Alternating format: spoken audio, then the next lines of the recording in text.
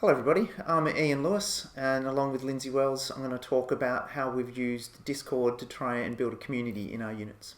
A little bit of context to begin with. We teach 100% online units using Discord, and we use Milo predominantly just to store content and for assignment submissions. And as always, when you're teaching 100% online units, the big concern is, are the students actually feeling like they're part of a community? So our approach to building community has 5 facets to it. I'm going to try and spend less than a minute talking about each one of those. Throughout the rest of these slides, there'll be data shown as collected from a survey, predominantly Likert scales, but with some quotes from students as well. This has not come through Evaluate. This is our own custom survey, and it has a really high response rate. Most of this survey data will be presented without comment as we go through the slides because we've got lots of data, but at the end I'll try and do a little bit of a summary of what we found. So the tool that we chose to actually deliver our lectures and the rest of our unit content is Discord. This is a tool that was originally built for gamers, and if you've used anything like Slack or Microsoft Teams, then you're familiar with the basic format for this. And each one of our units has its own Discord server. Second thing that we think is really important is to try and reduce barriers to communication. The first kind of communication that we want to facilitate is that between the staff and the students. And what we've found is that students hate email and students hate using Milo discussion boards, but being able to communicate through a real-time tool like Discord, they very much prefer. One of the biggest challenges of having an online unit is that students feel that they're isolated and don't get to talk to other students in the class. But using a tool like Discord has meant that students have an opportunity to talk to each other whenever they want and however they feel like. It's not the subject of this talk now. There's another one at Teaching Matters about this, but we've also found that we can open up our units to students from previous offerings of the units, from students from other units, and also from people from the wider community. Once you've broken down barriers to communication, what we find follows immediately after that is students start supporting each other. This is a great extra benefit of just enabling this kind of communication, that then students are actually acting as peers with each other. Once this kind of support begins, we've found that it doesn't require any maintenance by teaching staff, and it just organically continues.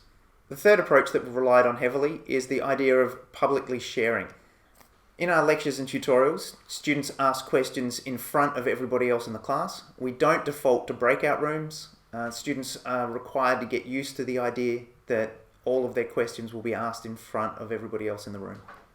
A brief note about the chart here. It's the other way round than all the other ones. It's strongly biased to the left because what we're asking the students is that whether or not they minded having to publicly share when asking questions. Something else that we pioneered in these units was the idea of getting students to share when something went wrong in the work that they were doing. Students then asked us to also provide a channel for them to be able to share when work went well as well, which we didn't expect.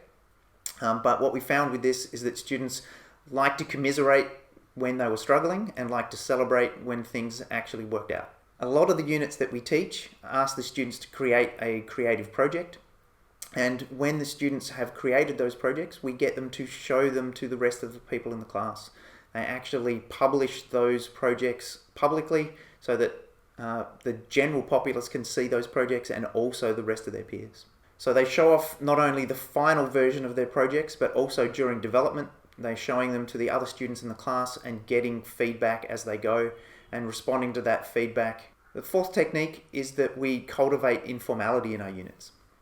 As shown here in this quote, students really respond well to being able to feel relaxed in their units. Apart from just providing a space where students can talk informally, we also provide an achievement system where students get badges, little icons when they've achieved certain things in the unit. These badges aren't tied to their marks at all. They're just for fun little things that happen throughout the unit. One of the additional benefits from this informality is that students feel that they can be creative in the unit. We've had students create images lampooning the teaching staff, and we also have had students had their work showcased with just little badges of their own. Final thing that I want to talk about here is that community builds itself. If you manage to get a community going, then what you find is it snowballs and that things just run by themselves after a certain point. All of the things on the next few slides we consider to be evidence that once we've built the community exists outside of the unit content and outside of the time frame in which the unit ran. The number of posts on the Discord has increased as the semester's gone on, and our biggest week was actually when semester had ended during SWAFAC. Posts in the off-topic sections of the unit increased over time as students became more comfortable with each other and more comfortable just having a conversation. While we didn't organise anything around this specifically, we've found that students organically have hung out in the rooms where they can talk and share their screens. We've found through our survey that students have talked a lot about engagement, about being more engaged in the unit, and we consider that engagement and community go hand in hand, both feeding on each other. In conclusion, the students seem to think that we created a great sense of community in this unit, and also that they felt that the community in this unit was stronger than other units that they were taking this semester. Thanks for listening to this talk. Are there any questions?